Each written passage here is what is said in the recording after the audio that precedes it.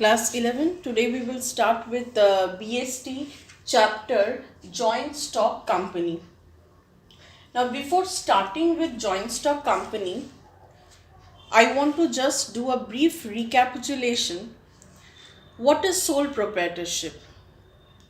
Now sole proprietorship means a private person by his own starting up a business. He puts his own finance, he does the management of the business alone, and he reaps the profit all alone. But there are certain problems of sole proprietorship. Since he is a single person, he might not be having all kinds of business ideas, managerial skills, for which he might do some decision making mistake at the end and might end up in loss, and there is no one to share his loss as well. Now the next form of business, these are all styles of holding a business. We call it forms of business, more precisely styles of private entrepreneurship or forms of private enterprises. That means there are several styles of holding a business. You can be a sole proprietor and you can enter into a business in partnership. Now in partnership, what happens? Minimum two is required to form such type of business. More than two is also possible. So what happens here? The risk of loss is being shared and profit is also being shared. So just opposite to sole proprietorship, where profit and risk are not shared by anybody, here the best part is loss is shared, but negative is profits are also shared, because profit nobody wants to share with anyone. And second best thing is large amount of funding is done over here, because each of the partners contribute their capital, and decision making is more effective than in sole proprietor, because here no single person, rather every partner uses their own skill to identify a certain problem, identify a certain opportunity, and take a business decision. Now, like this, the style of business which I will be discussing today is joint stock company. Now in joint stock, from the name, what can you understand? Joint means many. So I can also write large. Stock means share. So there are large number of shareholders of this company. Large number of shareholders of this company.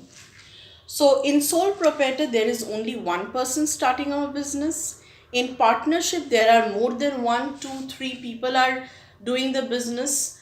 And in a joint stock company, there are large number of shareholders. Shareholders means those who are the owner of the business, those who have their own stake or interest in the business. So there are large number of shareholders of a certain business. Such type of business is known as company. Now, I will be discussing its features. Now, to form the company, this company is a type of business which is formed by so many large number of shareholders, and sometimes they don't know each other, but they have interest in the company and they all put up their capital and jointly run these companies. The formation of this joint stock company is complicated. So if you compare it with other styles of holding a business, that is sole proprietorship or partnership, it is complicated than them, because it requires step-by-step formalities to hold up such a business, and its registration is compulsory. So under the Companies Act 2013, its registration, holding a company, is only possible if the company is registered under Companies Act. So the formation is complicated, it is complex, and registration is compulsory over here. It is a must. So in sole proprietorship, there is no such problem of registering the business, and in case of partnership, registration is not compulsory. It is better if the partnership firm is registered. Number 2, large funds are available for large scale production. Now, when you know there are large number of shareholders, now what is the shareholders' interest? They are putting the capital in the business now, and later they want to reap profits, because the shareholders being owners, the profit of the company translates into profit of the shareholders. So now, for operation of the company, there are large number of shareholders who are contributing their capital. So these company, for running their business, they have huge fundings available which can be used for large scale production. So if the company wants to produce a kind of a good on a large scale, if they want to expand the company, if they want to open franchisee, all these are possible, because large scale production is possible as they get lots and lots of funding from the large number of shareholders. Number 3, separate legal entity. Now here, it's a very common sense that a sole proprietor, being the owner and he manages the business all alone. He doesn't hire any professional person to manage his business, because he knows that whatever decision he is going to take is going to affect him only, and he tries to maximize and make the best possible decision so that he ends up in profit earning. In case of partnership, the partners use their own skills to manage the firm. But here, since there are so many number of shareholders and they are totally scattered over the country, they don't stay in the same locality. It's not like that. Suppose one is staying in Mumbai, shareholder, other is staying in Kolkata. So it's not possible for them to feasibly come and manage the company.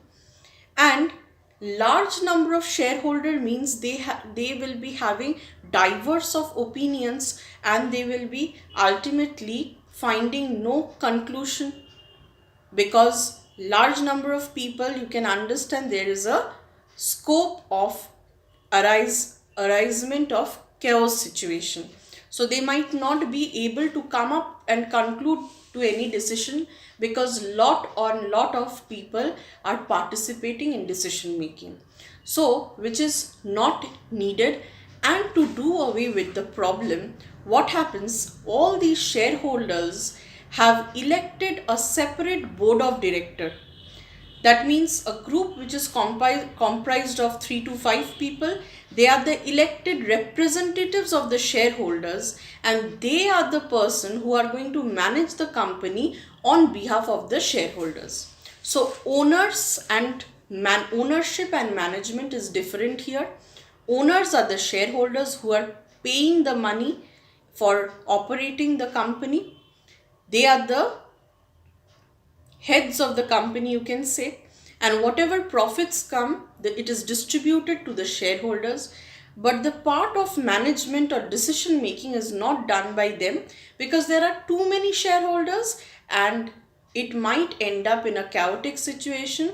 No decision can be taken. So a separate board of directors who are elected according to their capabilities by the shareholders themselves, who will do the management of this company on behalf of the shareholders. So their work is to operate the business in such a way that can maximize the return or profit of the shareholders. So it has a separate legal body or separate legal entity who manages the firm. So here it means In joint stock company, ownership and management lies separate.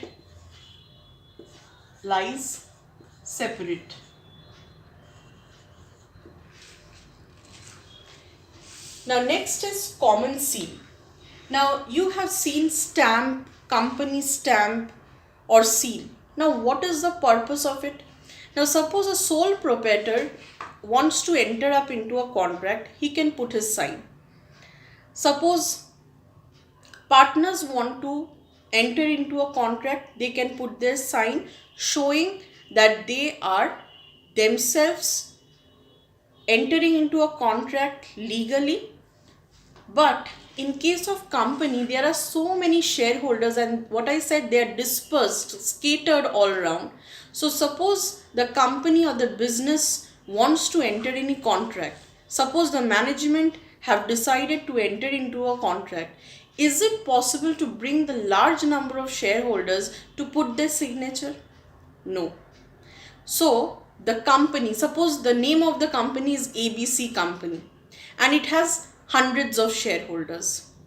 So the ABC company should be having a stamp which will be put in the contract, which shows that the company has entered into a contract, which means that the shareholders belonging to the company agrees to the contract. So here the company acts as an artificial person. It cannot speak, talk, it doesn't have any kind of soul, conscience, but yet it is able to sign a contract by its own name. Suppose the name of the company is ABC and this is the stamp of the company. So the company is not a person, but it is acting like an artificial person, and it can put its own stamp that is treated as a signature for any contract. So basically it means it is a common seal which shows the common agreement of the shareholders belonging to the company to enter into a contract. So very simply, if I want to say, the company acts as an artificial person. It has no body, it has no physical existence, and it cannot make any decision on its own. But when you put the company's stamp, it shows that the contract is valid. It is agreed by the company, means all the shareholders are agreeing to it, and it acts as a common seal. That means on behalf of the shareholders, the company puts the stamp or the signature in the contract paper. Next is perpetual succession. Now when you compare with sole proprietorship, sole proprietor, what happens if he dies? Suppose he is running a very lucrative business, but if he dies or he becomes insolvent, unable to clear up his debts, he has to wind up his business. In case of partnership also, if some partner wants to leave and he cannot pass on his share without the consent of other partners. But in case of joint stock company, what happens, since there are a large number of shareholders, suppose I am also a shareholder, I have invested 5,000 rupees in the company. Suppose I am no longer interested in the company, so what I should be doing? I should give the papers, my belongings or share to somebody else who is willing to be a partner of the company, who is willing to be a shareholder of the company, and take money from him or her so as to recover my invested money in the company. So perpetual succession means continuance. So this type of company where too many shareholders are there, they don't come to an end if any one shareholder leaves or dies or becomes insolvent or loses his interest or stake in the company. What happens? The person can transfer his share to somebody else who wants to become the investor or shareholder in the particular company which the previous person is leaving, and he can claim the entire invested amount from the person to whom the share or the papers of the company has been transferred and recover his cash. So these are the features of joint stock company. Number one, its formation is complicated, registration is compulsory, large funds are available. That's a good point because so many shareholders contribute their capital and that capital can be used for large scale production. So if the demand for the product is very high, this company can take the risk of producing at a greater scale because of the capital contribution by so many shareholders. Separate legal entity. So here it shows the fact that ownership and management is separate. Owners are the shareholders, but so many shareholders cannot manage. It will be resulting in a bad decision or faulty decision or delay in decision making, for which, and they are scattered too, for which they cannot attend the meetings, and every time whenever they are required they cannot be put together. So it's better to hold a separate legal body who will be there to manage this company. So ownership and management lies separate. So there is a board of director who are the representatives of the shareholders. They make the decision in such a way that it can give maximum benefit to the shareholders, because any business is run on profit motive. And when I am telling that it is a form of private enterprise, private or style of holding a private business, privates, they always aim at profit earning. So shareholders have given the money just because they feel that the company should be capable of earning back profits for them, and the decision makers have to be chosen wisely because their decision or management will result in how much profit is generated by the company and how much dividends are distributed to the shareholders. Next, common seal. What I said, that the company acts as an artificial person.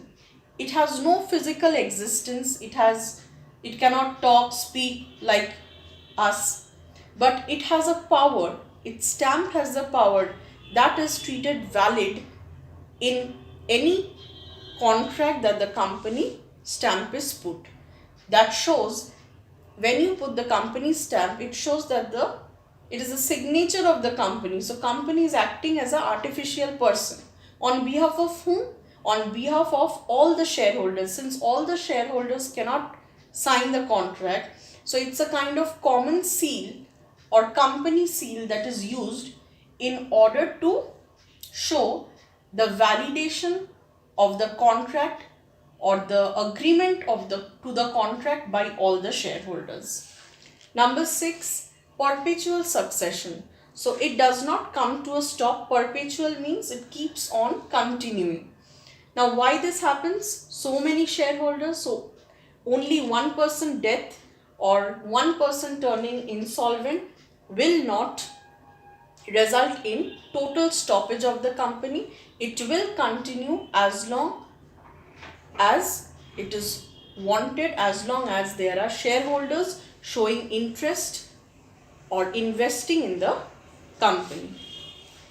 And that is why if any person leaves, he can transfer the shares and take back his invested amount of capital. So these are the features. Now, suppose if I tell that a person is good. Suppose I have a very good handwriting, but I am bad in studies. So what happens? Both are my features or my qualities. Now out of these two qualities, one can be good and one can be bad. My handwriting is good, is a good quality, but I am bad in studies is a bad quality. So feature means all the description of a person, out of which some points can be good, some points can be bad. So here the features of the joint stock company is given. These all the features belong to joint stock company. They all describe when can you call a joint stock company. If all these are holding true, then it is a joint stock company. But out of these features, some points will be good, which are the advantage of holding a joint stock company, advantages of having business in this style, and there should be some disadvantages inside the features of joint stock company. So features include both advantage and disadvantage. So if you can, my idea is to tell you, if you can remember the features, you can take out from the features some advantage point and the disadvantage point, which I will be describing in the next video.